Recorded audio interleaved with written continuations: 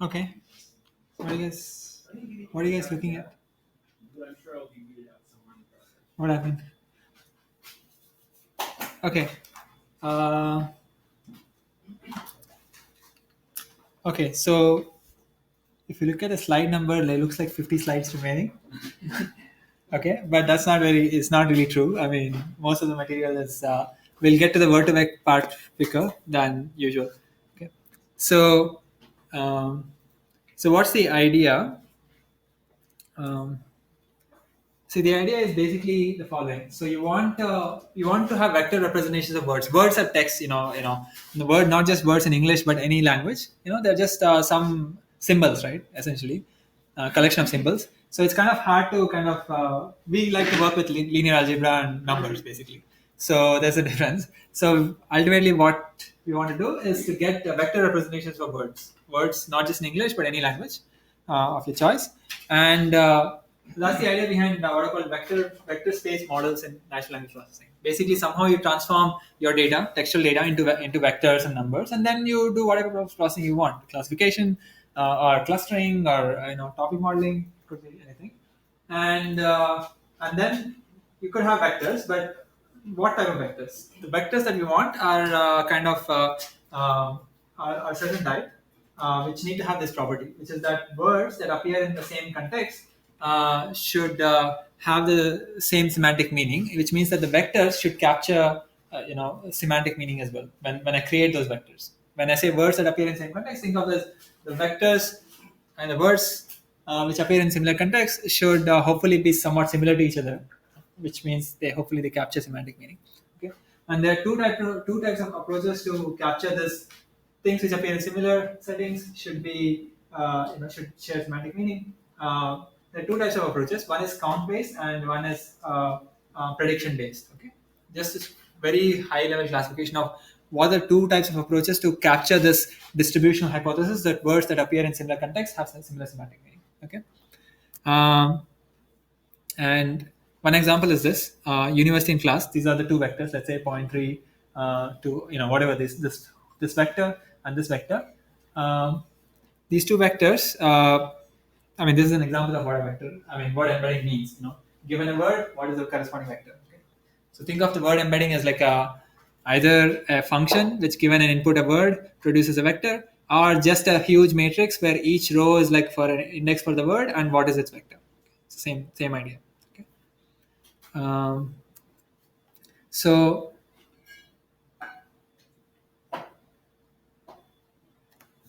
did I talk about count based? Okay, so how do we learn a good embedding? It just means the numbers inside for each word there's this row of for each word there's a vector of 300 dimension or something. How do you learn those numbers? Okay, one way to do it is, as I said, there were two approaches: count based and prediction based. So let me just tell you the count based, which is a very simple idea. What you do is think of a word cross word matrix. Okay, so every word pair, just look at how many times they kind of co-occur in the sense of if in a sentence are they close to each other or in the same sentence or things like that. Okay, you can have some statistics like that, right? Just co-occurrence frequency. Remember, you were doing market basket analysis. There was some co-occurrence frequency of items or products sold. Similarly, in just word versus word, how frequently are they co-occurring? Okay, that at least tells you that okay, if this word is occurring, maybe the other word is occurring often. Okay, once you have that word cross word matrix, do a dimensionality reduction. Okay, which just means like PCA. Okay, then what you get is like some sort of a vector, lower dimensional vector embedding of each word. Okay, you can do PCA or just SVD. You'll get these word-specific vectors, okay, which somehow capture semantic meaning. Okay? That's what I mean by a count-based approach to get these word vectors. Is that clear? For some of you, it's clear. For some of you, not. I didn't want to spend too much time on count-based ones. All I'm saying is get these word cross word count frequencies. just do an SVD or factorization. Just u sigma v transpose or whatever it's called. If it's symmetric matrix, it's going to be, and positive definite, then it's going to have the same matrix on both sides, and that matrix is the word embedding matrix. With a PCA, just my experience with it, it creates these principal components, yeah? Like Yeah. PC1, PC2, Yeah. PC3. Yeah. They're all orthogonal to each other. But how would you No, they are orthogonal. all these vectors? The column vectors are orthogonal. So let's say data. So let's say I have a, I don't want to use W. Okay, some n cross n. Okay, n is my vocabulary. So this is my original data matrix, which has counts. Okay, so this is word I, and this is word J. Sorry, my handwriting is quite bad here. So word I, word J, how frequently they are. Then all I'm saying is, like, you just decompose it into some sort of a matrix, like U sigma U transpose. Okay, it's not really. I mean, it's a special case of an SVD operation or a PC operation. This is called eigenvalue decomposition. Okay, doesn't matter. Anyway, there's a diagonal matrix in between, and these two matrices are the same. The column vectors, yes, are orthogonal. The U matrix, for example, the one in the front. This matrix, the column vectors will be orthogonal. Okay. But then we care about the rows. Okay? So what you do is basically remember what's dimensional reduction. The sigma matrix will have eigenvalues, right? Lower eigenvalues you drop, which essentially is saying that in the U matrix drop some of the columns. Okay? And then the U matrix, for example, originally it will be n cross n, but then you will make a U bar matrix which is going to be n cross d, where d is 300, for example. You're dropping d to n, all those other d plus 1 to n additional columns. Just forget them. Then you just have an n cross d matrix where each row still corresponds to a word and the d length vector. Okay, that's just a embedding of that matrix. Embedding of that word. Okay. That's count based, so I don't want to spend much time on count based ones. So that's one way to do it. But we're going to do it in a different way, prediction based, and that's what word2vec and all these glow that I kind of showed you very quickly are. And I'll tell you what the idea is. Prediction based, as the I guess word says, will somehow set up a prediction task, some sort of a classification task, where the parameters of these word embeddings are going to be learned. As in, you start with some random vectors for each of the word, and then you kind of do some gradient descent update to these random numbers in each of the word, the rows for each word, like change those numbers such that the prediction task performance is good. But as a byproduct, you get these word vectors. Okay, or you're doing this random, you cooked up a prediction problem and you solved it, but as a result, you're getting a really good word vector for that you can use for other tasks. Okay, that's the goal. And I have two tasks. So what I want to do is, so in the slides there are two tasks, okay, but I want to directly get to the task which is in word2vec, because that we can directly understand what the task is rather than this example task. So let me skip this task. But let's say I'll get to the task detail because we are going to talk about the word2vec. Okay, so there's going to be good details on that. But let's say you did prediction based approach or count based approach, and somehow you got a embedding. Okay, which means that for every word you got this 300 dimensional or whatever 200 dimensional vector. Okay, in your vocabulary. What are you going to do? How do you know that the word embedding is actually good? Okay, just like we saw in image embeddings, we can always, one of the techniques was to project the image embeddings into a two-dimensional space or three-dimensional space and see whether images which are like of the same class are like close to each other. Okay, there was one procedure like that, right? So we're going to do the same. So one of the ways to project high dimensional vectors to low dimensional, in addition to PCA is a linear projection operation. There's a popular technique called TSNE, but these are not the only two techniques. There are many techniques to project down, okay, into lower dimensions. So you can just project down. I mean, so there are two names that I'm using here. These were some popular embeddings from, I think 2-3 years ago. Now there are more embeddings actually. I think Facebook actually has embeddings for multiple languages, actually 40-50 languages, which you can also download. Anyway, so this is a very blurry picture of what I want to show. All I'm saying is project your word vectors into two dimensions, and then replace that projected point with the word, and then just kind of visually evaluate whether the words which appear in similar contexts are close to each other or not. Okay, that's just an evidence. So you can't take away much from this picture. But all I'm saying is project it. Now instead of replacing the projections with images, replace the projections with words, and then just kind of visually inspect whether the word embedding is good or not. Okay. Uh, like here is a zoomed in view. Like numbers are numbers and some many. These are all in the same area in the projected space in the two-dimensional space. Like days of the week and months are in the same area. It's just an indication that the vector embedding is good. Okay.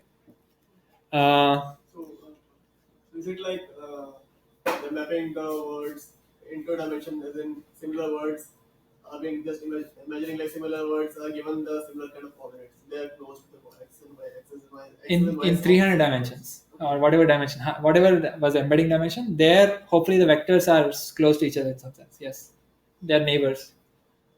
Like the vector for cat and vector for dog should be closer to each other in some sense, Euclidean distance, for example, compared to the vector of cat and vector of house. Okay. House and cat are maybe they are related, but not as related as maybe cat and dog, for example. Okay, that's all. That's all. And in fact, it's shown here. Like you look at the 10 nearest neighbors of different words here. So what does this represent? This I think these are just some indices of these words. Doesn't matter. So here you're seeing the nearest neighbors of a word like France. Okay.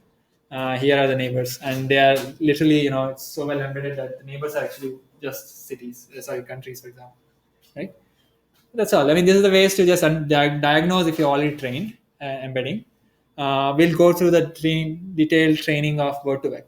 Okay, so that's the model of that. If you already trained embedding, that is how you can understand whether it's good or not.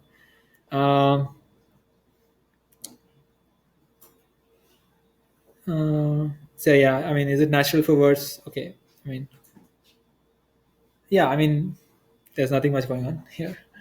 Um,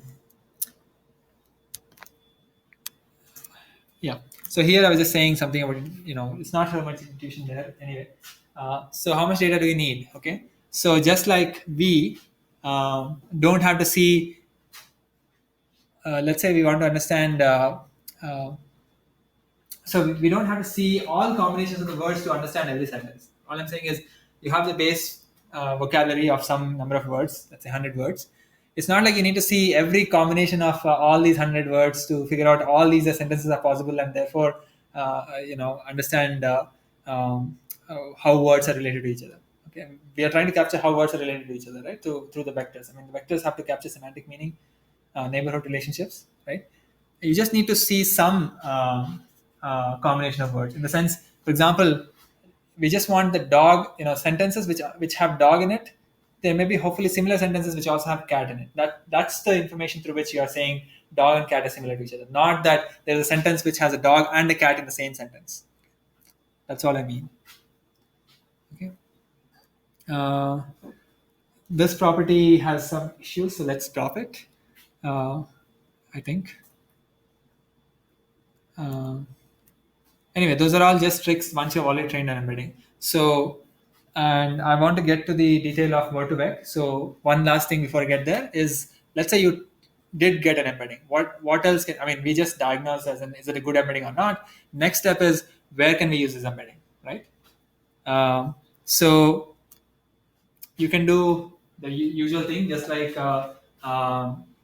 what you did with images. You can do transfer learning. You can use the same embedding that you learned on a corpus of words, let's say. You can use those embeddings for some other task like sentence classification. So you can use your embedding and do the sentence classification task that we saw before. Okay, that's one use. But not just that, you can do other things like once you have word embeddings. I mean, this is just sorry. This is like the two tasks thing. You can use the same embeddings for multiple tasks, which are here. A and B are two different tasks, but once you have the common embeddings in this word space, then you can use it for two different tasks. Okay, and yeah, and key benefit of embeddings is you can also train get the embeddings using multiple types of data as well, so which is not very critical. Anyway, here is another example where you can embed both English words and Mandarin words, for example, just two different languages into the same space. Okay, how can you embed two different words, or basically two different languages, words from two different languages in the same space, of course you should know one. You will apply some constraints, which are that if you know the two words are kind of translations of each other, then you kind of you want to get those embeddings such that the words that you know are similar to each other should be close, okay, in terms of vector, in terms of vector distance or whatever Euclidean distance. If you impose that constraint and learn these embeddings, then it will happen that, it may happen, it may not happen as well, that words for which you did not know the translation can also may appear, if they are similar to each other, will be close to each other. Okay. For example, here, just give an example. I mean, it's more elaboration is in this link. For example, university and this Dajui or something, they are translations of each other. They were not there in the training data, while they were not the constraints imposed, but they happen to have the same, almost the same embeddings. Okay. I mean, pictorially it looks like the same. I mean, again, project you have three-dimensional vectors, 300-dimensional vectors, drop it into two dimensions, and you kind of see whether the words, in this case Chinese, are like close to the words which are in English. Okay. So once you have these embeddings, what can you do? I mean, you can do literally you can get a version of translate, right? If you have a sequence of words, literally just look at the embedded space, look at the neighborhoods and Chinese words, for example, and just those output those Chinese words. Okay. I mean, it may not work well, but it's one simple thing you can do.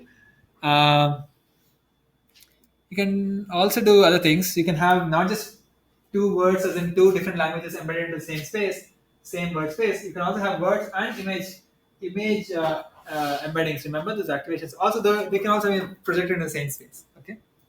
Uh, Here is an example. So, for example, you can have words and images in the same space, and then for words which are for images, for example, which are not there, because they will have image. So, for example, if there is an image of a cat, it will have characteristics similar to a dog. So maybe the embedding of that, the embedding of the dog image and embedding of the cat image will be similar, and therefore the cat will be in the same region as the dog words and images. Okay, it's not maybe, it's actually people have done this and the papers here, so you should check this out. This is from several years ago actually, and this is the TSNE visualization. Everybody kind of uses TSNE. In this case, here's a dog cluster, and the cat, because it just happened to you train them together, align the words together. So the cat is over here, okay, which was a test image here. Okay, so anyway, so what I did was just say what are embeddings, and said there were two approaches: count based and prediction based. Count based, I just showed you. Oh, you can just do SVD, and those will be the embeddings. For prediction based, I did not tell you how you get the embeddings. How do you train the embeddings? But I said if you have the embeddings, then you can kind of diagnose them by just projecting them in two dimension and just doing something. And then I said, okay, if you have embeddings, then you can use them in various tasks. Okay? So the task, the box which is missing is how do you train the embeddings? Okay. One example. We'll go through one example, which is a popular example. It's called word2vec. Okay, word2 vectors. Okay, so this is a technique proposed by Google in 2013, and it's based on a predictive method, as I was saying. So it's not a count-based method. And what is the objective here? We just want for each word a 300-dimensional vector. Okay, and that's the goal. And hopefully, the vectors capture the semantic meaning, basically the co-occurrence type of a relationship. Okay. So there are two variations actually, even in word2vec model or model of word embedding. Two variations in terms of what was the prediction task. Okay, the two variations are just based on what was the prediction task. One is called continuous bag of words variation, and the other one is called skip-gram variation. And okay, we'll kind of go through what these words mean when you look at the variation. Okay, so what is the skip-gram variation? That's what we'll look at. Okay, so remember, what's our goal? We want to get those vectors, and we are going through a prediction-based approach, which means that we'll have to create a classification task or something like that. Okay, that's what we'll do. We'll define a classification task. Ultimate goal is to get those vectors. So here is the task. Okay. And remember, the task, ultimately we want to get the embeddings anyway. And the task is as follows. We'll create a simple single layer neural network, single hidden layer neural network. So there's one hidden layer. Remember, we were drawing those 3 circles, 4 circles, 3 circles, right? So that's it. That's the neural network here, and the goal is to learn the weights. Okay, and so the goal is to learn the weights, and we'll just interpret those weights of the network as the embeddings. Okay, so remember W is going to be, let's say, whatever is the vocabulary n cross D. Okay, n is the number of vocabulary words, and D is the dimensionality of each embedding. Will somehow, the network. So one hidden layer network will have two weights. Okay, two weight matrices. Remember W1 x plus B1, and then some nonlinearity, and then W2 x plus B2, something like this, right? Some nonlinearity if there is some nonlinearity. Okay, something like this. There will be two weight matrices.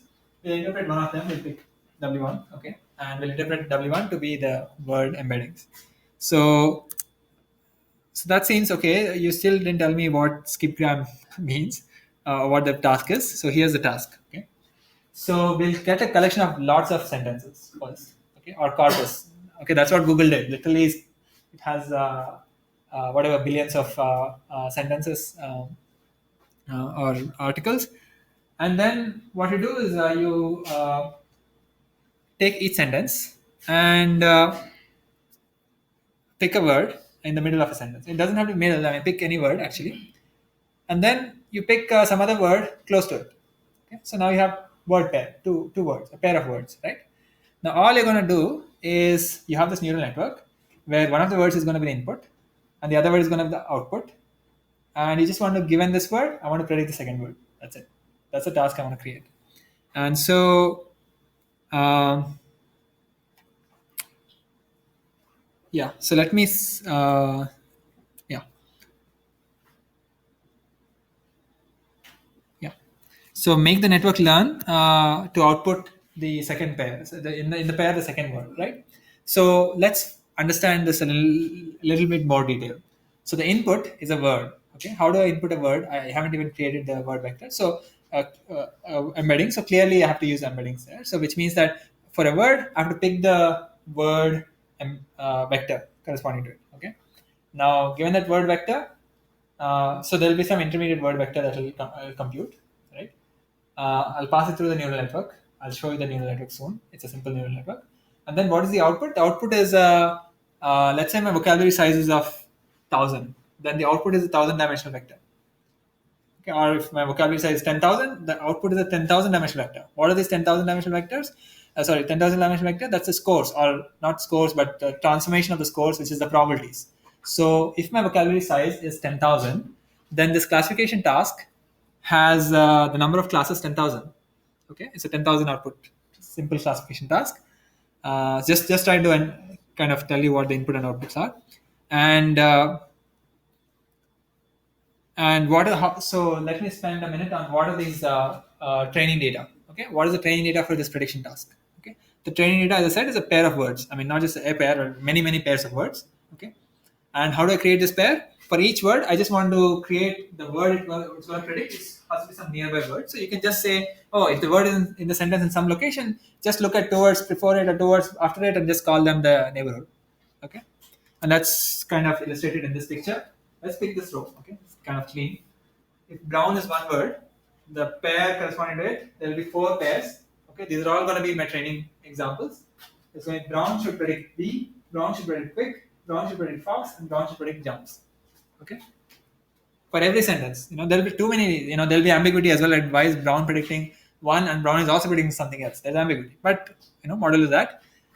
These are my training examples. Okay. For this sentence, these are all my training examples. Okay, and that's it. So I just have to now tell you how I'm gonna pass these words and predict. So remember, so for example, if brown has to predict quick, just think of the neural network output to be whatever 10,000 dimensional, where whichever coordinate is quick, that probability should be highest. Like in terms of cross entropy loss, like you know how to maximize that, right? Now let me tell you the architecture. As I said, it's just a one hidden layer neural network. So let me actually directly show you the architecture. So this is the hidden layer. Okay, the hidden layer will have 300 neurons. Okay, that's what Google decided for Motivate. So let's say 300, and so that's 300. Okay, this sigma just means summation. Okay, don't worry about why this looks different than before. There's just the usual neurons, hidden layer neurons. There are 300 of them. Our input vector is a vocabulary size. Let's say it's 10,000 for us. Okay. Then it's our input representation for the word. What was the word? Brown, I guess. Brown. I guess in this example something else. But whichever is the word, that coordinate is 1 and everything else is 0. So it's a one-hot encoding of the input word. Okay. That's it. And one-hot encoding of the input word is 10,000 dimensional. So there are 300 neurons. So the first weight matrix will be 300 cross 10,000. 300 cross 10,000, right? And then I have to again output 10,000 scores, or 10,000 not scores but 10,000 probability values, renormalized scores with the sigmoid operation. So 10,000 locations where it has to be able to suggest brown and quick, right? So and quick coordinate should be the highest probability and everything else low probabilities scores, right? So and there's a matrix here which also goes from 300 to 10,000. Okay, so there are two matrices here, and you can think of these hidden layers, hidden neurons, and they can have some nonlinearity. But the interesting thing is they drop nonlinearity. Okay, so there's no nonlinearity here. Nonlinearity is just identity nonlinearity, which means that there is nothing, no transformation happening. Okay, that's the architecture. So I told you nonlinearity, no nonlinearity. One hidden layer, number of neurons 300, and those are two-way matrices. Input words are encoded as just one hot encoding, and output is just you have a word pair. So the pair, the second word, whichever coordinate it is, that's the number that you need to maximize, and you just do gradient descent to learn these two-way matrices to minimize cross entropy loss. Yeah. You just said when you said no nonlinearity, so it's just Yeah. no regu or anything. It's just a straight linear. Yeah, just think of it as like a leaky ReLU with the same coefficients. It's just a line, which means nothing. Yeah, Linear. yeah, it's just linear. Yeah. So this is just a linear transformation from an input to outputs. Okay, that's what's happening. But there is a dimensionality reduction. Okay, because you can see that 10,000 to 300, 300 to 10,000, right? Some sort of compression happening. Okay. So in terms of, let me write it explicitly. So it's like W2 times W1 times X, where W1 is 300 cross 10,000, X is 10,000 cross 1, and this guy is 10,000 cross 300. So you can see, right, like first I'm going from 10,000 dimensions to 300 dimensions, 300 dimensions again, I'm coming back to 10,000 dimensions. That's kind of what's happening. But it's not just this. I mean, once you get these 10,000 numbers, I'm just also doing the softmax operation. Remember, regular cross entropy. Once you get the scores, you also do e to the power score 1 divided by, that's also happening. And then then that's the loss for the single example. Yeah. But how are you scoring? What's your true value? Yeah, I mean, you should predict this pair. So, for example, if this is my training example, so think of each example. If I just think of batch size as 1, like I'm literally doing just one example forward pass and one example backward pass. I mean, you can also do all of them, right? So, for each example, what is the score? What is the loss cross entropy loss? For brown, I should be predicting quick, right? I should be predicting quick. If I'm not predicting quick high enough, then I have a cross entropy loss for that example pair. But it looks like I have to predict quick, D, Fox, and jumps, all of them together. Okay, that's a little bit. It's like saying, I have brown as an input, and then out of the 10,000 dimensions, D coordinate, quick coordinate, Fox coordinate, and jump coordinate have to be high. That's all, and everything else will be low. Okay, if that's the situation, then the loss will be for that 4 examples low. And the purpose of this model after it's Yeah. trained Yeah. is that you'll be able to put in a word and it will be able to predict the words that should be close to it. No. So we don't really care about this prediction task. We care about, our goal is to just get the word embeddings. The word embedding should capture semantic meaning. Okay, the words that occur in similar context should be closer to each other in the embedded space. And that's the vector of the weights that you're getting from this network. Yeah. So the first weights. So it turns out that this first weights. Think of let's say this word in this case is ants. There'll be some activations that I get here. That's the word embedding for the word ant. Okay. Sorry, keep that again. So for the word ant, the input is like some coordinate where the ant is 1 and everything else is 0, right? If I give this input, there's a weight matrix here, W1. It transforms to some intermediate activations, right? The 300 neurons, they will all compute something, right? Whatever they computed is essentially the embedding.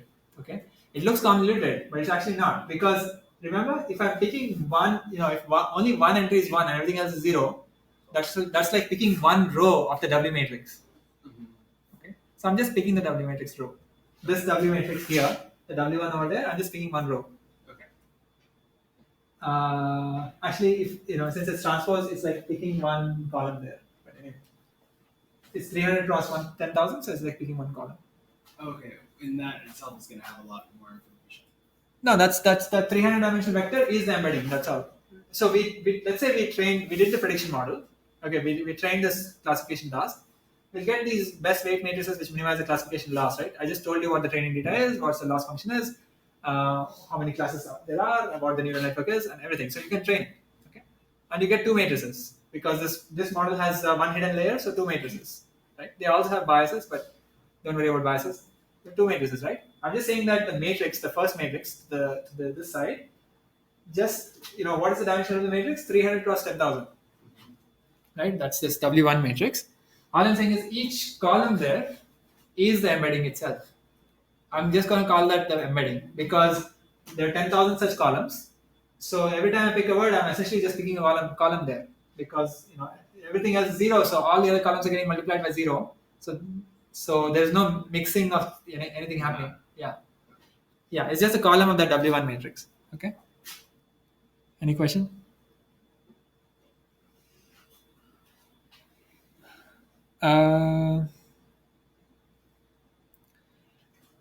There is some intuition that I have about why this works. Okay, let's stop this. Drop.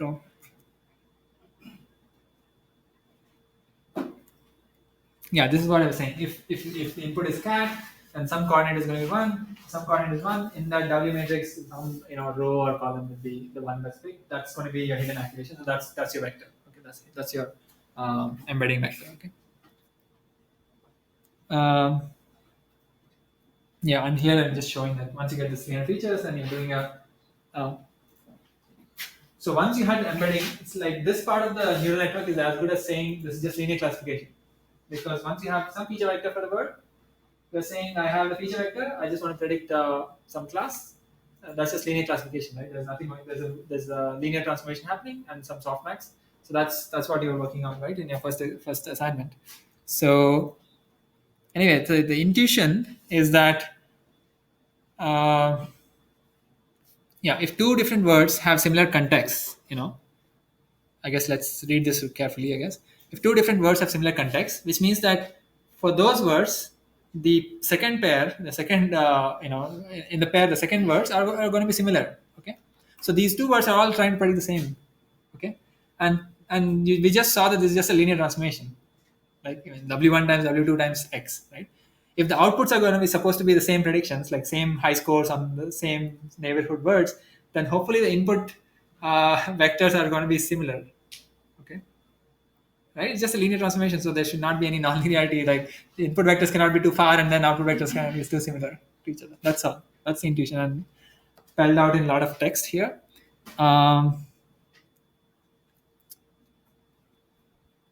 Yeah, so like things like even university and masters will have similar context and so similar word vectors. Even though they may not be, university is talking about institutions, whereas masters is talking about degrees. You'll see that they'll have similar context. Okay. Anyway, so that's and there are some tricks. Okay, there was some some articles about whether these engineering tricks were faithfully reproduced or not, and so on in implementation versus the paper and so on. You can look at it. Anyway, this works. Okay, I mean, anyway, embeddings work. It's not just word to vec. There are many other embeddings. What is this? Oh yeah. So there is some, somebody has inspecting word to vex here. So anyway, there are a lot of words, and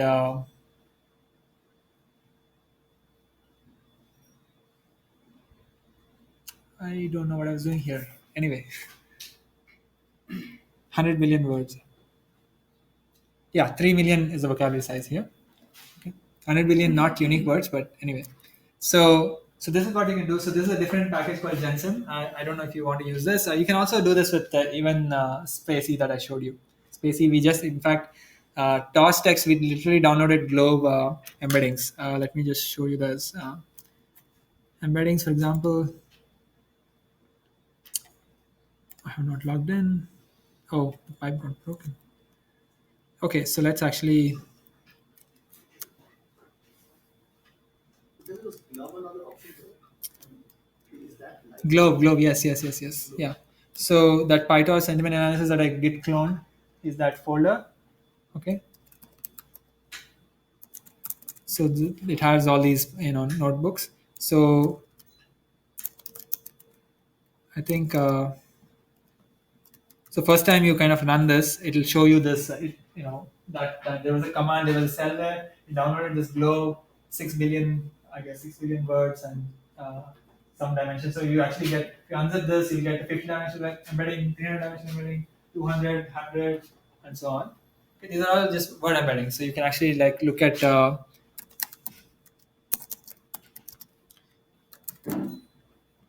how do you choose one over the other? I mean, say if I had to compare vertebrate versus fluid, No, I mean there's no particular choice. I mean they're different. both equally good. They're different ways of. So they differ in terms of what was the prediction task. Like we just talked about skipgram version of the prediction task. Okay. There's also continuous bag of words representation. Words for prediction task as well, which is slightly different inverted task. Okay, from what we saw. Globe has a different, potentially a different task as well as the data corpus used is slightly different maybe. So they're just different ways to train the same type of embeddings, and it's not clear one is better than the other. Both are extremely good. Definitely use them in your problems, and even there are improvements now. There are other embeddings also. Not just I mean these are for English. I think there are for other languages. Facebook has given lots of embeddings. Okay, yeah. There's no particular reason one is better than the other. They are pretty good. Just to zoom out a little bit to make sure I understand what's going on. So the process of creating these embeddings, Yeah. it is not an end to itself, but you're just creating. The process to create the embeddings is the end. Is the end. The intermediate means were just this prediction task that I just created. But then the embeddings themselves are useful because you use them In in other other procedures, others, which are useful. yeah, hundreds of other Embeddings don't procedures. tell you anything themselves. No, they do. Embeddings themselves, you can just we saw right. I mean, our words. So words in similar contexts. For example, if you want to find synonyms, for example, you can just look at the neighbors of this word. So the embeddings are the ones that you can predict. You can project out into space, and you can see where the clusters are and things are. Yeah. You can do such exploratory analysis. But the thing is, the embedded words are like a good representation of the language or the corpus because they do capture word semantic, partially the semantic meaning of the words. I mean, from what statistical stuff that you can extract from sentences, it's been partially captured in these word vectors, compared to one-hot encoding or other things that you were doing before. Okay, and then One-hot you can encoding was the also- only option, right? I And mean, then you can also use the embeddings to set up your matrices yeah. to run other types of Yes. analysis. Sentence classification that we saw, where you asked what were those numbers, right? You had a D there, where you had a sentence classification using CNN. There was a matrix with we were not sure what were the numbers there. We could use these embeddings there. Yeah, it's actually useful for pretty much anything which involves text, any task, language modeling. Language, like text to image. You can actually give a text and you can synthesize an image and all that. There are many different tasks that people have come up with, and all of them will have anything to do with text. Will essentially start with an embedding layer, which just is like this type of. So they'll typically like nn.linear. There'll be nn.embedding. I don't know if there's an nn dot embedding, but there'll be something equivalent. Okay, especially with text data. So embedding is nothing but these this is a 50-dimensional bunch of sequence of numbers for some particular word. Okay, in this case the word is not written here, it's the index of the word for whatever that index is. Yeah. So, will this be a good representative of my data? Because let's say this is It's not going to be in the sense of it's trained on some lots and lots of corpus. Okay, Google and whatever Facebook have trained them. they just think of them as pre-trained embedding vectors. You can slightly tune them, just like fine tuning for your corpus. For example, if you're only like looking at service tickets or customer supports, application, then they'll have a different language, slightly different language and restricted language and so on. Twitter data. Yeah. We were doing operation on Twitter data and Yeah, yeah. embeddings were not giving us good results. Yeah, I mean, but there are embeddings for Twitter data as well. So these are embeddings for regular, articles. There are embeddings for Twitter specific embeddings, which work better. Yeah, things like emojis are not captured here, and so on. So there are a lot of changes. But that's a good question. Anyway, so that's your embeddings, and like for example, here I'm saying, given an embedding, in this case I'm now, loading Google's embeddings instead of Globe, and it's asking what is the most similar to good. You get all these words: great, bad, terrific. I mean, these are like basically nearest neighbors. Okay. I mean, you don't care about nearest neighbors. So let's not worry about the continuous bag of words version of the prediction task because it's very similar to what we saw, skipgram version.